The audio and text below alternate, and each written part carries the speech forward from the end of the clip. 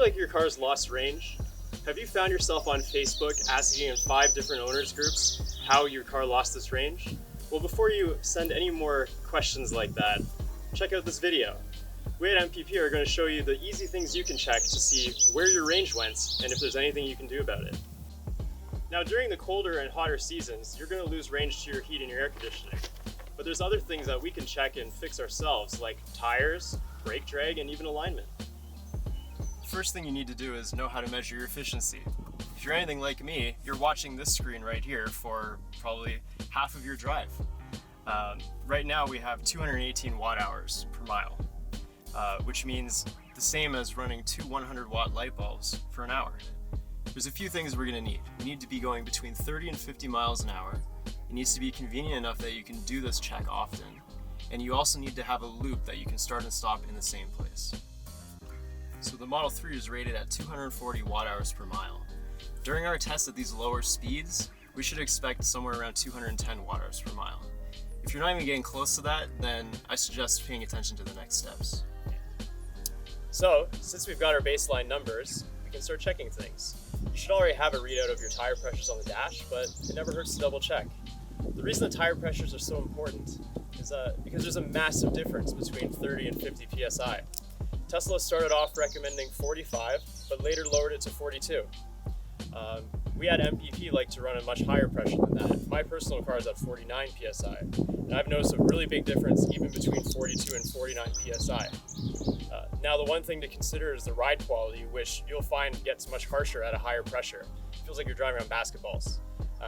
If you don't mind and you like driving as far as you can, pump those things up, man. It says right on here what the highest cold pressure you can run is, and that's safe. You can do it.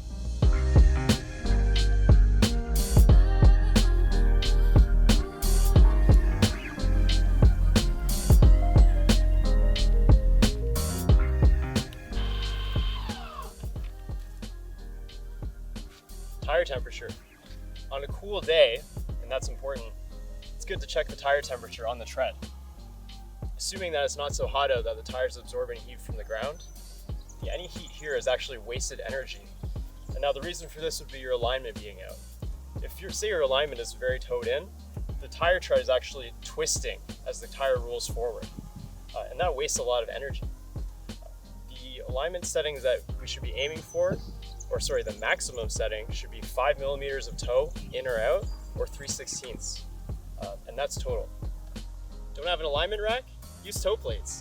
Toe plates are a staple at the racetrack. We use these in between sessions to quickly check the toe, especially if we have an incident on the track. You'll need a helper, but it's a very fast way of checking. All we do is compare the difference between the front and the rear of the tire. If it's more than 5 millimeters or 3/16 of an inch, that's getting to the borderline of what's acceptable. And beyond there, we'll start seeing extra range loss. Remember when your car was new? It would glide forever. But that kind of goes away over time. If you're in roll mode, you may notice when you come to a light on a hill, the car will kind of stop and then just start backing up right away. If it feels like it's kind of sticking, that's brake drag. And we should do this test and check the rotors. Brake drag. We need to check if your brakes are slowing the car down. Now, to do this test, you need to drive around without touching the brakes, not even once. You need to roll to a stop, regen. Don't touch the brakes. Then we're going to touch the rotors. Maybe use the back of your hand and check slowly. Cool. Now, if you burned yourself, you're an idiot because you pressed the brakes. And you deserve this, and maybe you learned your lesson now. Okay? So the idea is that they're cool. If you find that they're warm and you never even touch them, that means the pads are dragging on the rotors. There's a few ways that we can fix this and check it. Some of the problems we'll find are overheated calipers from the track, which reduces the effectiveness of the seals, how they pull the pads back. Another thing is dirty sliders and dirty pads. If you're not doing your regular brake servicing, your pads can stick and they won't pull back from the rotor when you're driving. You don't even have to do oil changes. All you have to do is rotate the tires and service the brakes. It's very simple. To give you guys an idea, the rear brakes on our shop car were dragging. We noticed that the rotors were warm after a road test, so brought it in the shop, took apart the rear brakes, swapped out the prototype pads for brand new stock pads, and did a proper service. No different than they would service them at Tesla or anywhere else that you like to take your car. Once we put it back together and did the road test again, we found a 15% improvement in efficiency. Now keep in mind, this is at lower speeds, because at high speed, aerodynamics becomes more of a factor, and it's not a really good test. So those three factors can add up to a big loss of range. It only takes 5 foot-pounds of drag on each rotor to equal a 3 horsepower loss at highway speed. Now when this Tesla is using only 18 horsepower at highway speeds, we're talking about 17% reduction.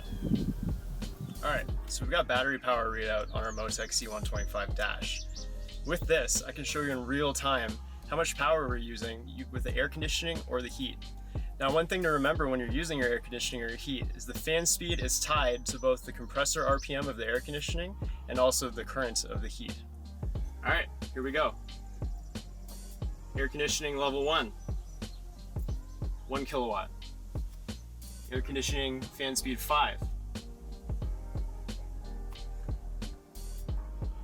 2 kilowatts. Air conditioning fan speed 10.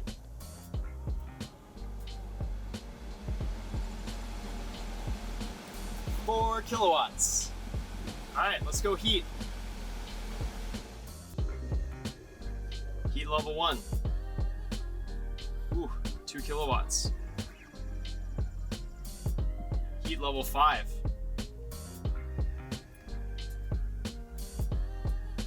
Ooh, 5 kilowatts. Heat level 10.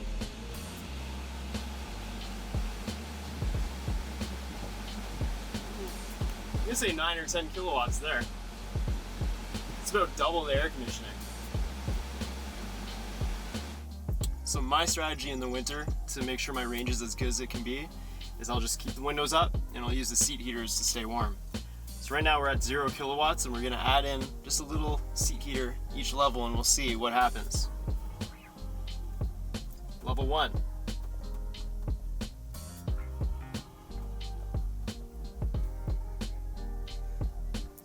It's not even showing. Level 2. Why do I have to do this backwards? Come on, Elon. 1 kilowatt. Give me 3 bacon. 3 bacon for everyone. 1 kilowatt.